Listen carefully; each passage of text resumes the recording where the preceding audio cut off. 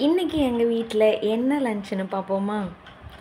ரொம்ப ஹெல்த்தியான லஞ்சு தான். வாங்க என்னன்னு பார்ப்போம்.